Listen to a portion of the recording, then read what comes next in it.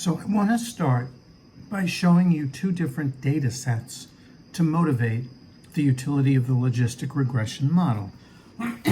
So let's call this data set 1.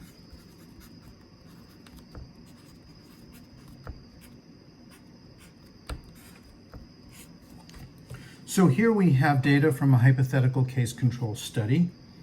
We have 10 cases, 10 controls, worked out so that they were equal. It can happen that way sometimes. Sometimes we try to do it. Modern science and stats is that we try to get 2 or 3 times the number of controls as cases. But I wanted this to be simple because I'm going to code this into SAS with actual numbers. And I'm going to do that step by step to show you how to work with SAS and not just how to use a logistic regression model from a pre-existing data set, which you can do. So this is a very simple situation. And what we would do with data set 1, there's really no need to use the computer at all for this simple data set. We'd simply compute the odds ratio. And if you remember the odds ratio, now we're going to come back to this on the computer. I'm going to show you the numbers are going to work out. But if you remember, the odds ratio is a ratio of odds, surprise, surprise, and this is an estimate, so it comes from data. Put a little hat over it. So this is the odds of having the risk factor, which I'll say yes. And we're going to compare the odds of having the risk factor for cases versus controls. So this is a really simple thing to calculate by hand. Nobody in their right mind would put this on a computer because it's just so easy. But I haven't showed you the second data set yet. So let's actually do this. So the odds of yes, given that the study subjects were observed to be cases, that would be 6 to 4. And the odds of yes, given that the study subjects were observed to be controls, that would be 3 to 7. So this estimated odds ratio is 6/4 times 7/3. And I could do this on the calculator very easily. I'm getting out my handy calculator. Putting it right here so you can see. I want you to see everything. Right?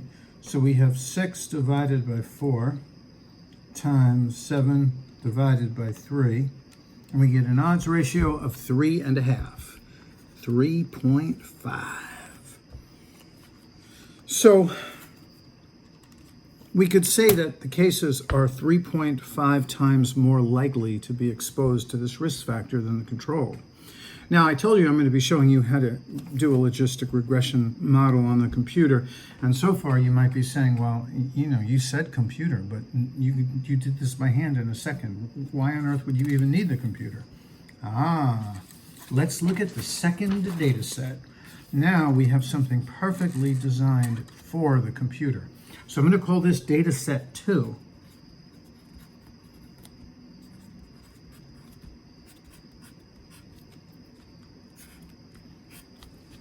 Now I want you to look at this data set very carefully. Notice here, we have cases and controls, and we have the risk factor just like we had in data set 1. But there's a little complication here. Now we have the sex of the study subjects. And now we might want to fit a model that not only looks at the risk associated with the risk factor, but we might want to be able to look at the risk associated with being a certain sex. And what we also might want to do is we might want to, now here's the word that I want you to pay really close attention to. We might want to have an adjusted odds ratio. I have to write this down. Adjusted odds ratio for the risk factor.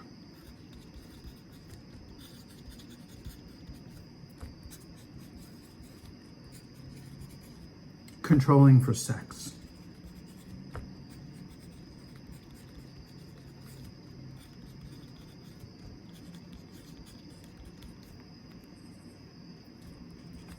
So this is the advantage of the logistic regression model, is that you can actually get the adjusted odds ratio for the risk factor controlling for sex.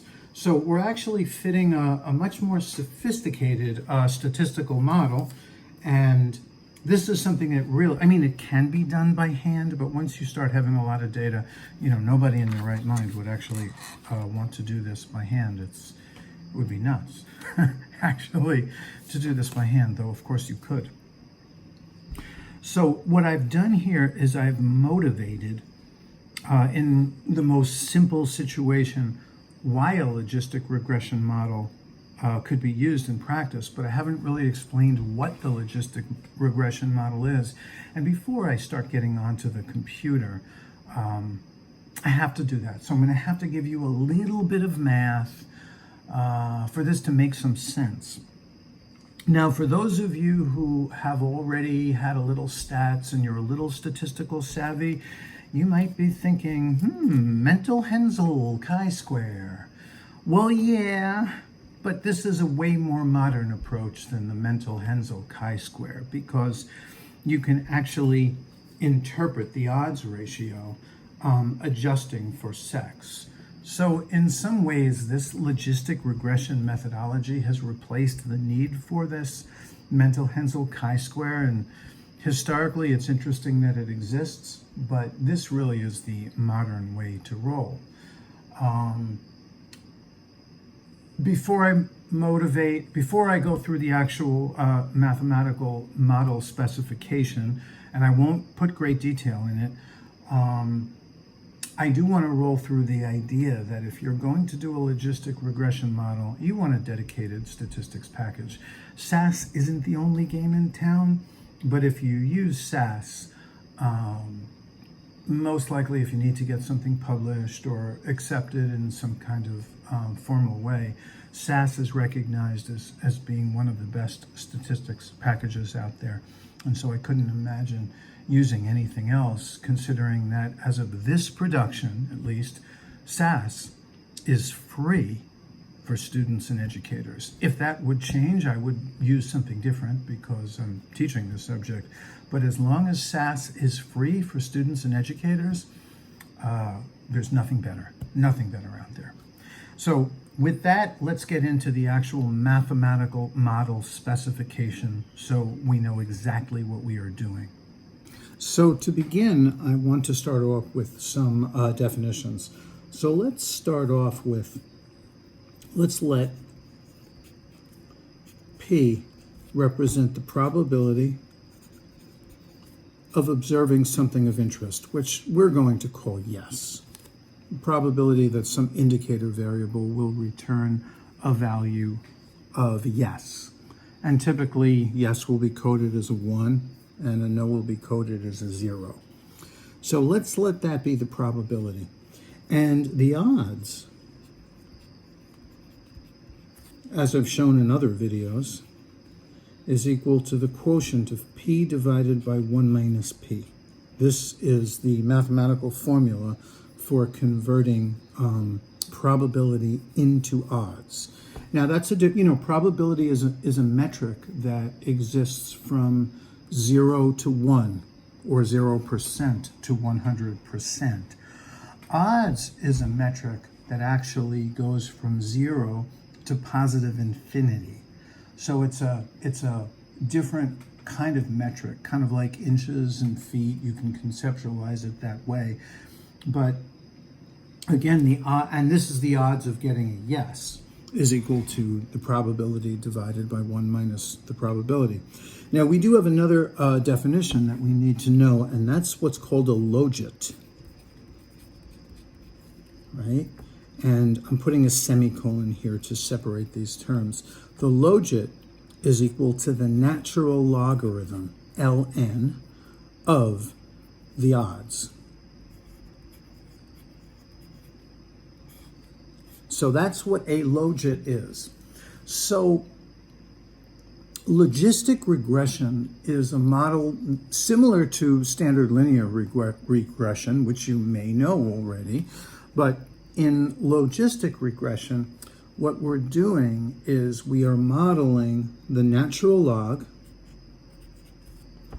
of p over 1 minus p, the odds, and we're modeling that as some beta 0 plus beta 1 x plus some error term.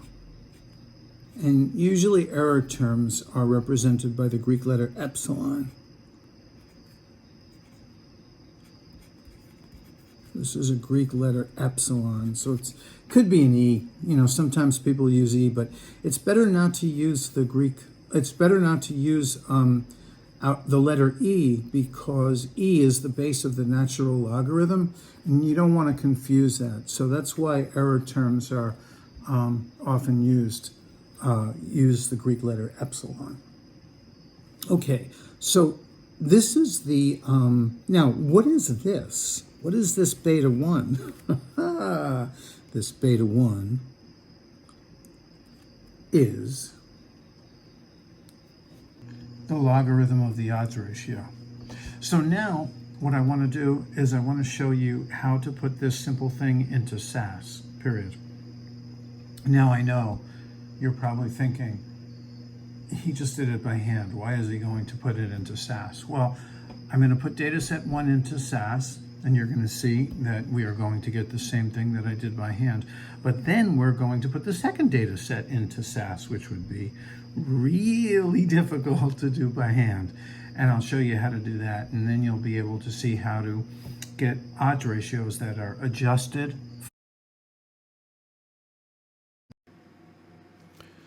So now I'm going to show you how to use SAS in order to get the odds ratio for this really, really simple data in data set 1.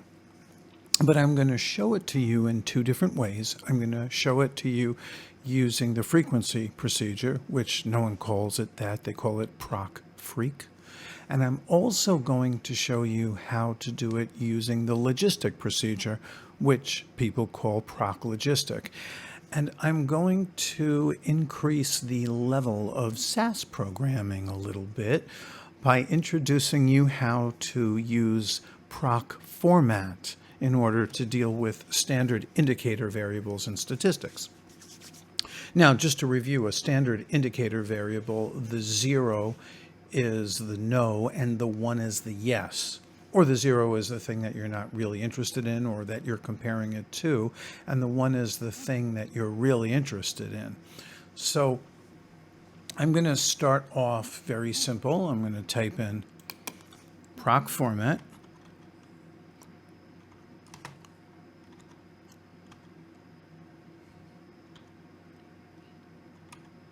And notice I don't even have to finish it. I can just double click on format. And semicolon, of course.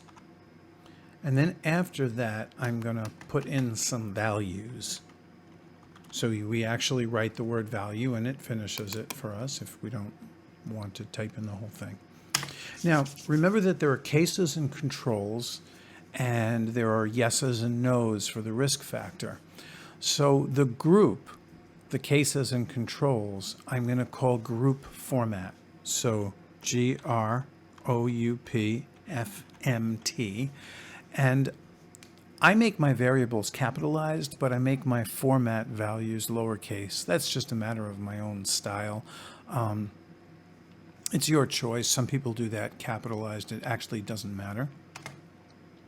And I'm going to call zeros, and then I'm going to hit equal, and I'm going to call this the control, because we're really not interested in the control. We compare, that's our comparative group, or sometimes called our referent category.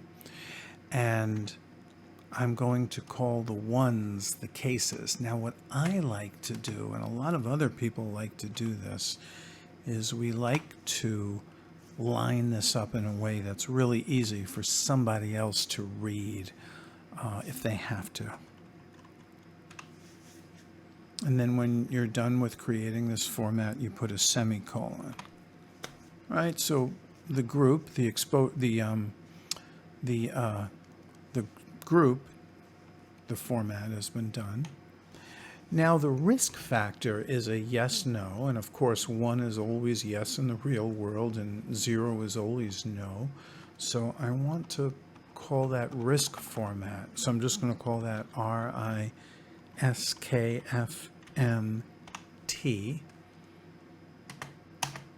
And then the 0 I'm going to call no. Notice SAS auto-completes the single quotes. And what I like to do is I like to make these things the same length. And you'll see why I did this. And the 1, of course, is going to be a yes. So 1 equals, notice SAS puts both of the single quotes in. So cool. I have no stock in SAS, but, you know, they're a great company. They make great stuff. And then I am going to hit run. And I always put the run statement over here. It just makes it easy to read. You know, it's just, you know, my own thing. And I just realized I forgot to put the semicolon here. So let me do that. Now, how did I know I forgot to put the semicolon? Well, watch what happens. See how this thing wasn't the right color? That's how I knew. I looked at it and I was like, that doesn't seem right. Now, I'm not the greatest programmer in the world, so I don't write humongous, tremendous programs and then run them at the very end, because I'm not really that good of a programmer. So I like to, when I finish with something that I think is good, I like to run it and then I check the log file to make sure there are no errors. So I'm running this. I see an error here. That doesn't look good. Okay, there's something wrong with risk format. And I have to see why that is. See this little risk format thing? Statement is not valid or is used out of proper order. So I better look at this thing. What am I doing wrong with risk format? Oh, I forgot to put the word value in. That's why. But at least you guys see I'm not just like, you know, I'm doing this on the fly just to show you. Yeah, of course. And that's why I run segments of code. I don't just put the whole thing in and then tear my hair out, you know? That's the way I've always programmed. Even when I program in Fortran, I do it this way. So let's hit run. And there shouldn't be any errors. It should look good. All right, it looks good. All right. So now the next thing I'm going to do is I'm going to do a little data step. Remember I told you in the last video, SAS has only 2 kinds of steps, data steps and procedures. This was a procedure. And now I am going to actually do a data step. So let us, so my keyboard just went dark. And my son told me how to fix that, but I see the sun and I pressed it and it doesn't go on. Okay. Anyway, I'll just have to use a dark keyboard. Too bad for me. Anyway, so the next thing I want to do is I want to do a data step, and I just put in DA and data, and I'm going to call this, let's call this 1. But let's actually spell it out. This is sort of a common thing in SAS.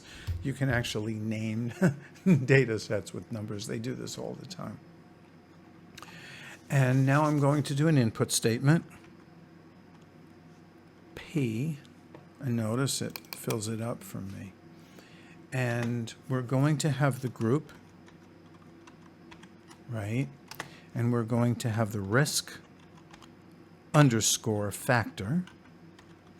The underscore, see, the thing is, if you put risk space factor, it'll think it's 2 separate variables. So you got to tell SAS that this is a single variable name. And so the underscore is a really important thing when it comes to SAS programming. You could put it where there's no underscore and just put it together, but that wouldn't look good, you know? So underscores are very common in variable names. You might know that already, but just in case you didn't, I'm here to please. And the next thing we're going to do is do the count variable, just like I did in the other one, and semicolon. And that looks pretty good. And then what I want to do is I want to associate the formats that we created up here with these variables. So what I want to do is I want to take this variable. I'm going to hit Control-C to copy it. And I want to move this over so you know it's part of this whole thing, right? So I want to associate this variable. Oh, and I have to type in the word format. Oh, yikes, almost forgot. That's not good.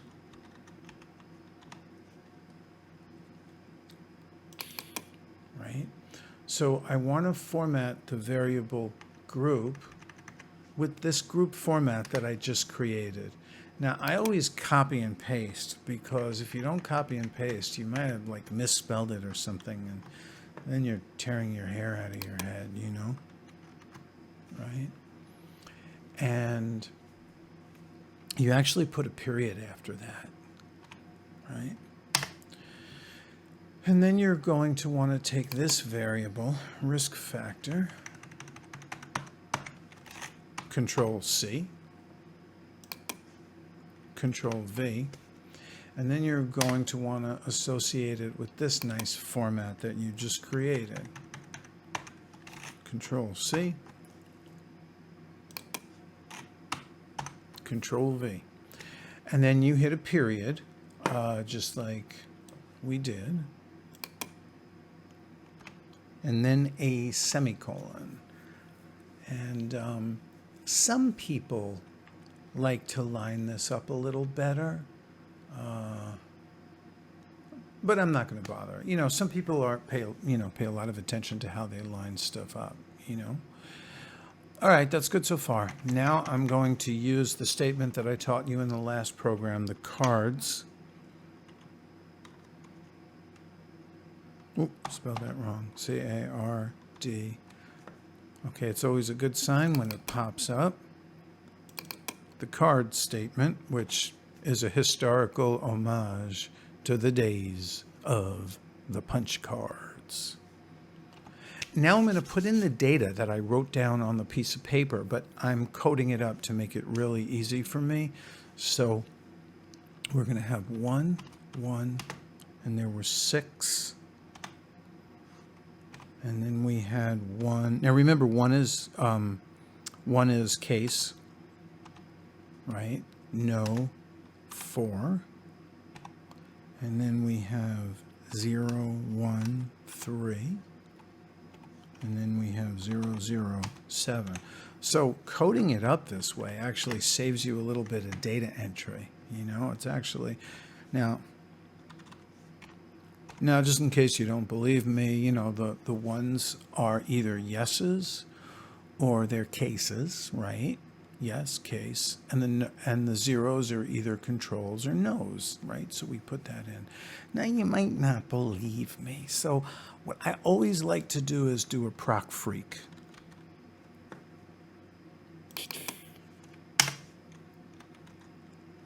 Look, it just comes up. Isn't that great? You don't even know how to, you don't even need, actually, let's do a proc print first.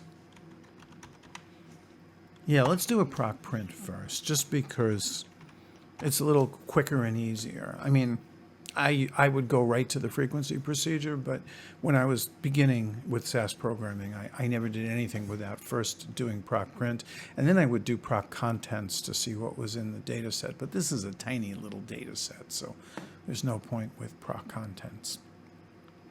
And let's run this and see what we get. So if you look at the data set 1 that I had on the piece of paper, you'll see we had 6 and 4, 3 and 7. So this comes out nicely. So you can see that, see how nice it formats it for you. So data entry is really difficult in the real world, you know? So zeros, instead of typing N-O or C-O-N-T-R-O-L, is really good. And one, instead of typing Y-E-S or C-A-S-E, it saves you a lot of really difficult data entry. So just knowing how to use proc format is just like, it's a huge time saver. But if you ever go into a field where you have to deal with data, very often you get data entered with numerical values for different categories, and you get this thing called a code book. And you have to use proc format with the code book to get it to come out right. So this proc format thing is probably one of the most useful procedures in the real world that I could probably go into. So I want to get rid of this proc print. I want to go right to the frequency procedure to show you that we can recreate data set 1. So what I want to do is I want to go into proc freq.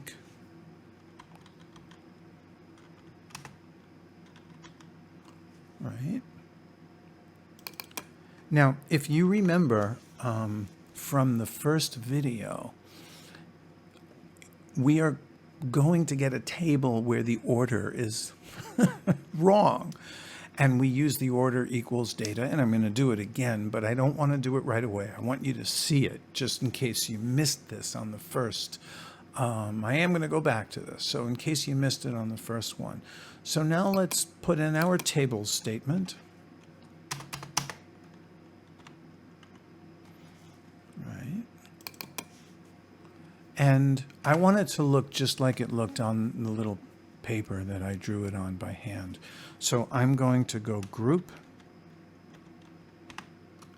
by, remember the asterisk is read as by, B-Y.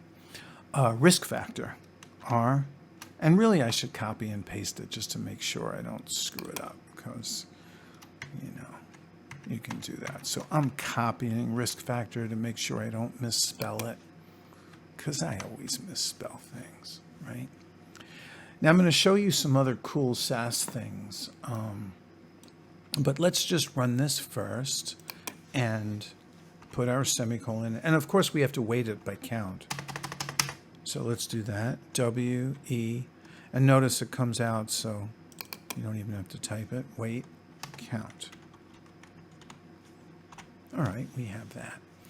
And let's run this. And then I'll show you some other SAS things, right? And you're going to see we're going to get, the table isn't going to be the way we want it in the beginning, but we'll fix it. So you see this stupid table where we have control before case. Nobody in the real world puts control before case. You're interested in the cases compared to the controls. So the cases have to be up top. And nobody in the real world would ever put no before yes. Really? Seriously? So we have to fix that too, right? So just like I did in the last video, I want to review how to do this. So you go back to proc freq and you type in order. And I didn't even have to type the... Look, isn't it great?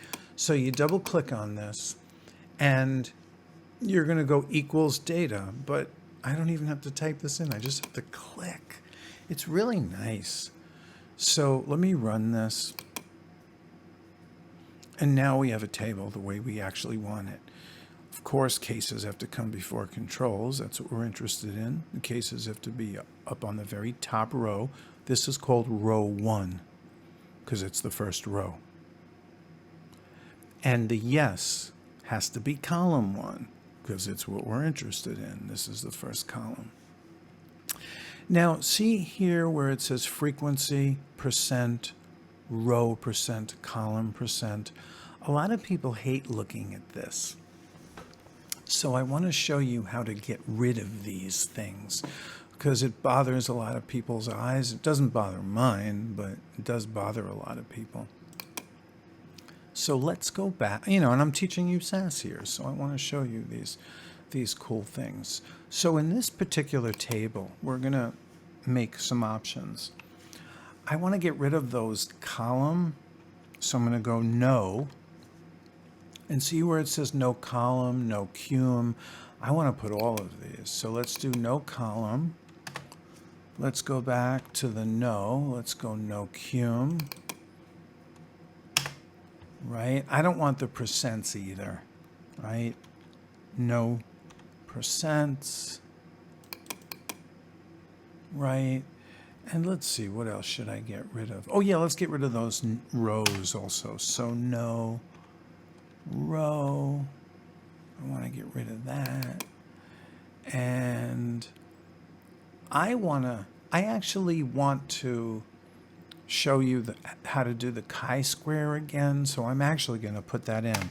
Now, the thing is, I know I can look at this tiny little bit of data and know that the expected frequencies are going to be nowhere near 5.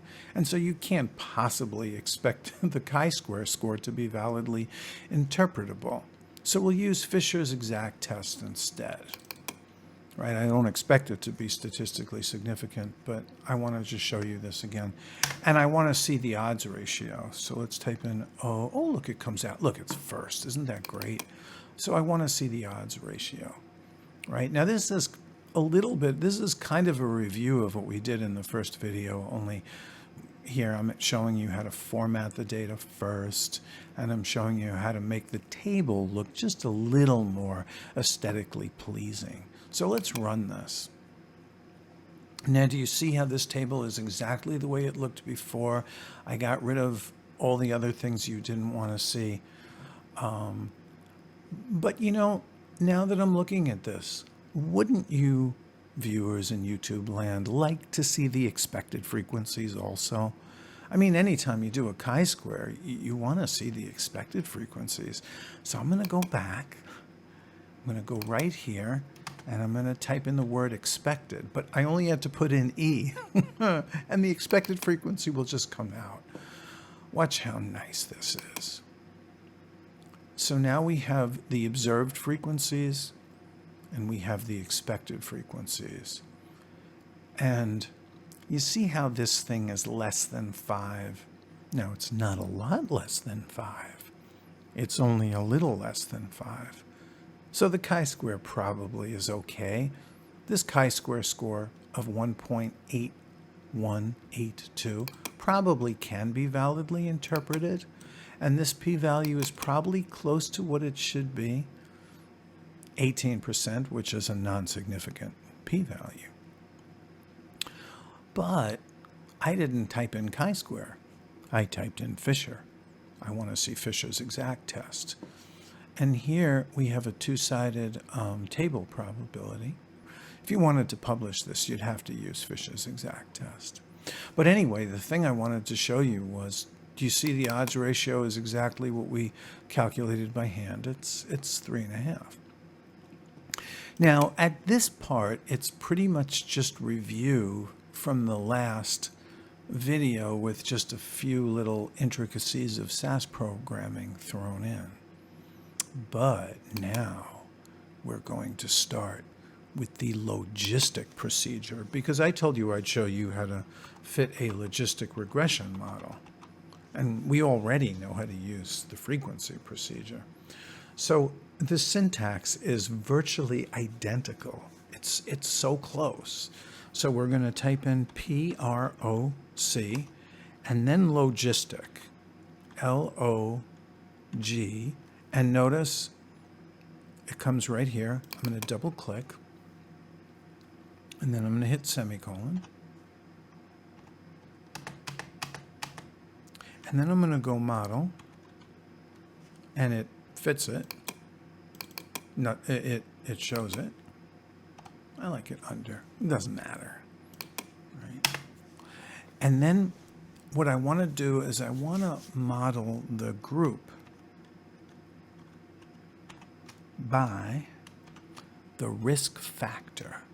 And I feel like I'm going to cut and paste this because I could see a big variable name like this I would misspell easily. So this is what's called the model statement, and I'm going to end this with a semicolon. And just like in the frequency procedure, I'm going to type weight, and notice it auto-fills. equals count, just like I did before. And I'm going to hit semicolon. Oh, I did it already.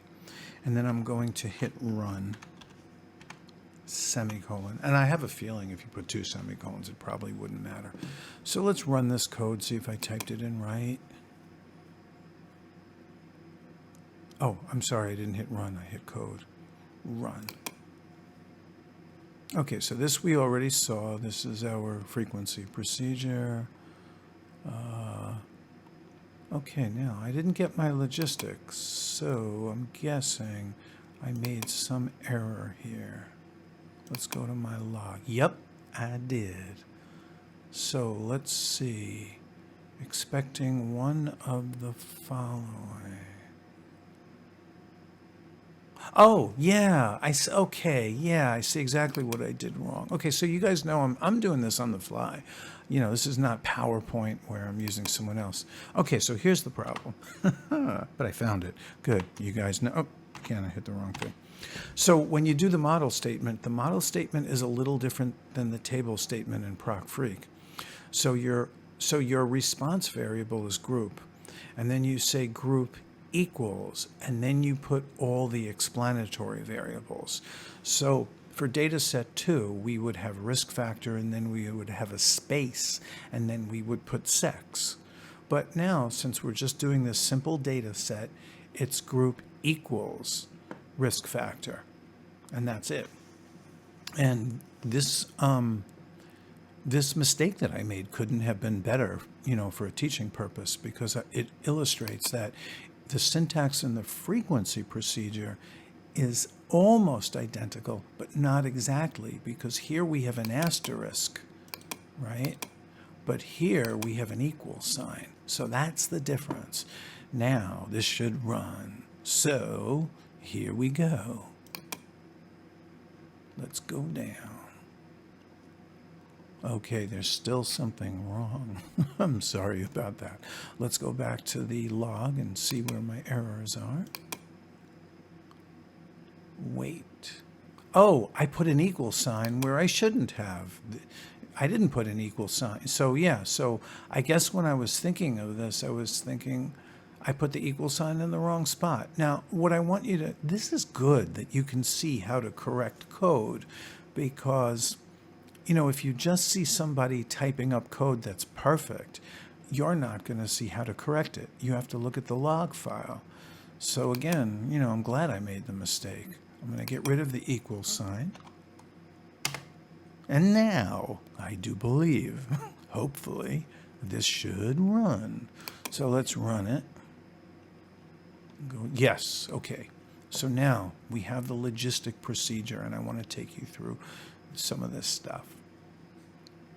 So remember I told you the response variable was the group, whether the subject was a case or control, but what we're modeling here, I want to be very clear here. Listen carefully to this. I'm going to try to slow it down. We are modeling the natural logarithm of the odds of the study subject being classified as a case. That's the yes. That's what we're interested in. The logarithm of the odds of the study subject being classified as a case. That is our response variable here.